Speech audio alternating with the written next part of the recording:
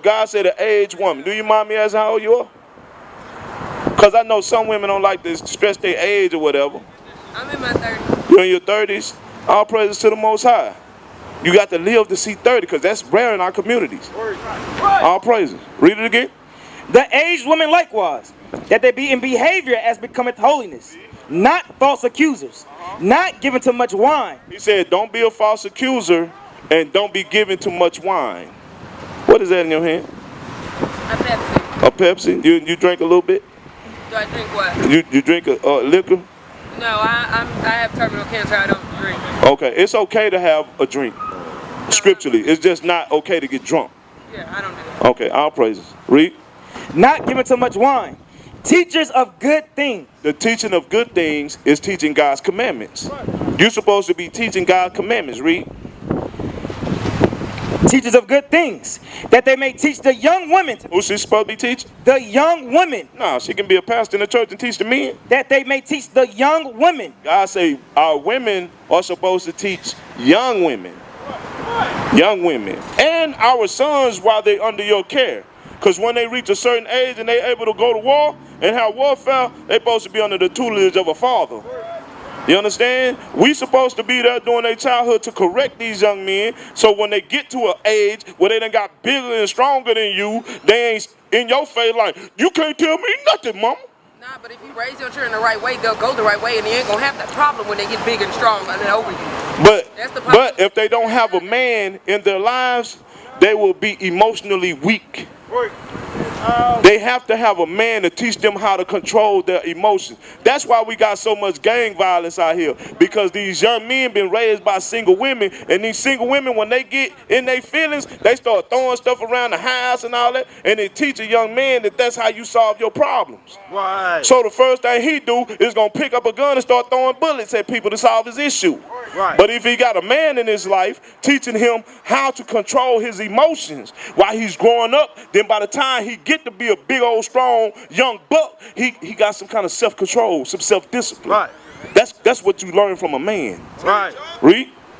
That they may teach the young women to be sober, to love their husband. What a woman got to teach young women to do? To love their husband. You have to help these young girls learn what it's like to love a man.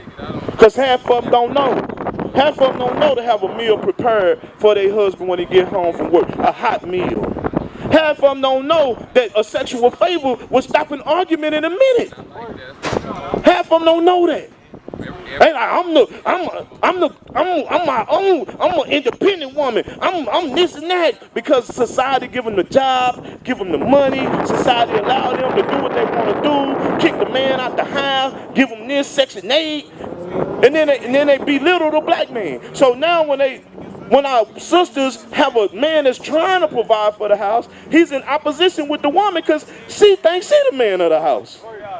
He's in opposition to a woman that doesn't know how to submit to her man. Exactly. If he leads her in the right way, there's no reason why a woman don't step up back and be 2 feet back. So who needs to know that? Who needs to know that? That's the problem. That the aged women be sober. That the aged women likewise, that they be in behavior as becometh holiness, not false accusers, not given to much wine, teachers of good things, that they may teach the young women. Teach who? The young women. Teach who? The young women. You ain't gotta tell me that. These young women need to know that. Oh, I tell them every day. You see what I'm saying? I'm not talking about these young women that don't give a damn and just disregard what you're saying to them. I'm talking about the young women that soak that up and learn from it. The young women that want to follow God and be righteous. You're supposed to be teaching them how to love their husband. Right. Read. That they may teach the young women to be sober, to love their husbands, to love their children. To do what? Love their children. You know you gotta teach young women how to love their children. You know some women will leave their kids with anybody just to go to the Cliff Club. Right. It's a lot of them. When I was back in the days in the world, I was sitting in the club, right? And I was sitting across from a girl, and I'm trying to talk to her. She said, you know what she told me? She said, you need to have kids with all different type of men so you can get more on child support. That's what she told me. I immediately stood up and darted up and got the hell away from her. But guess what? She's teaching young women that. Because somebody's learning from that. Whether it be the children in the house, somebody's learning from that. Whether it be her little cousins, something, the little girls in her neighborhood, the little girls in her community that look up to her. She's teaching a wicked lesson. We need righteous women to combat these wicked lessons that they teaching our young women. Right. Read it again. That they may teach the young women to be sober, to love their husbands, to love their children, to be discreet. To what? To be discreet. To be discreet. What is discreet?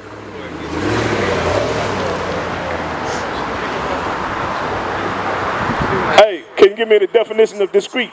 I know what it was. What is discreet? Huh? Tell me, say, talk to me. Talk to me. What's discreet?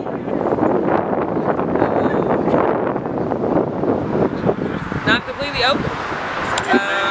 And somewhat secretive. Not so much secretive, but I like those. You got a definition for me? Read what you got. This is the definition of discreet. Careful and circumspect in one's speech or actions. Circumspect means well aware. Read.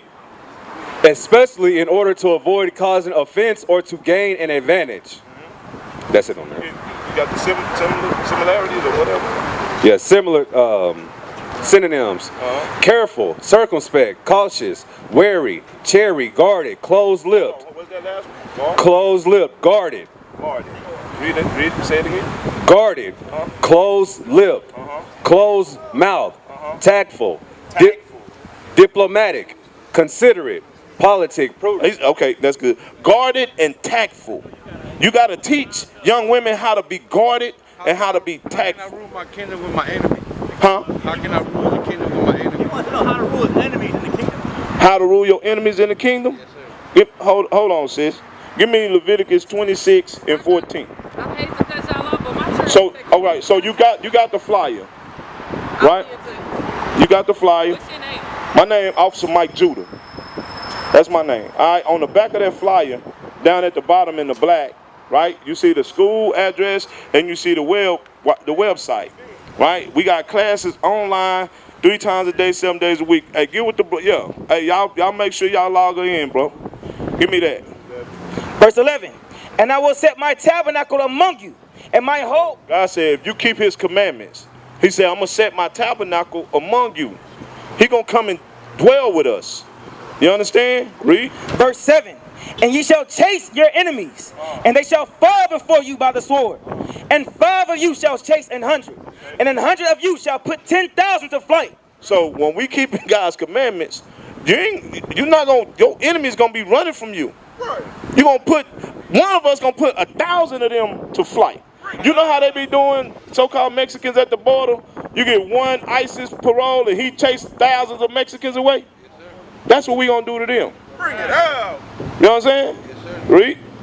And your enemies shall fall before you by the sword. You see that? And they going to what? And your enemies shall fall before you by the sword. Yeah, payback. God said you going to get your payback. Just like they're killing you, just like they kill you, took your land, the Most High said they going to fall before you by the sword. Read. For I will have respect unto you. God said what? For I will have respect unto you. God has respect for the children of Israel. What tribe you from, bro? Hey, bro. You so-called Mexican? You from, your father's from Mexico? You were from the tribe of Issachar. That's who you are. You're an Israelite from the tribe of Issachar. And when you come back to keeping the laws of God, see, look at this picture right here. These are the so-called Mexicans. Give me that Numbers 15. These are the so-called Mexicans. These are your forefathers right here. Am I right or wrong? You see the clothing that they're wearing? You notice anything about the clothing and about the clothing that we have on? Huh? Do you notice anything about what they have on that we have on? Look at it closely. Come look. Look at these 2 men right here, them 2 warriors. What they got on? Listen to this. Read. Numbers chapter 15 verse 37. And the Lord spake unto Moses, saying, Speak unto the children of Israel, and bid them that they make them fringes in the borders of their garments throughout their generation. These are what you call fringes. Look, see how your forefathers had fringes? God said, command you to put your fringes back on.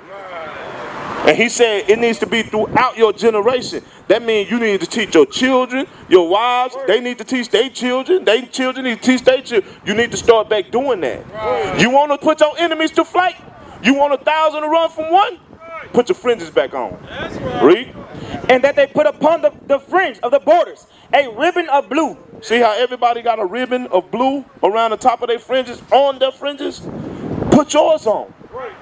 Because God said, a man shall be known by his look, and one that had understandings by his countenance when you meet him. When you meet an Israelite man, you're going to know we serious men of God, just by the way we move and by the way, son of God. You not no Mexican, you not no wetback, you not none of that. You the son of God, you an Israelite from the tribe of Issachar.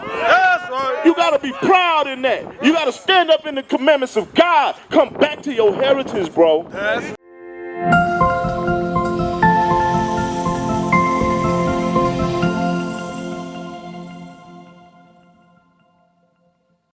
We used to scream black power while heroin was pushed.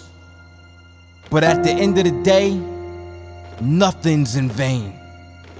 IUIC has been given a vision. The tents of Judah has risen. Many has attempted the mission, minor murmuring, omitting, and missing the mark. Just reading that he had the flame of fire in his eyes gave us the spark. We on Paul's mission. We out on the road, purple and gold, from Mexico, Cuba, Haiti, Ghana, Sierra Leone. 144,000 boots banging, concrete crackling. These are how men repented at heart. The scriptures is proof. IUIC, we deliver the truth.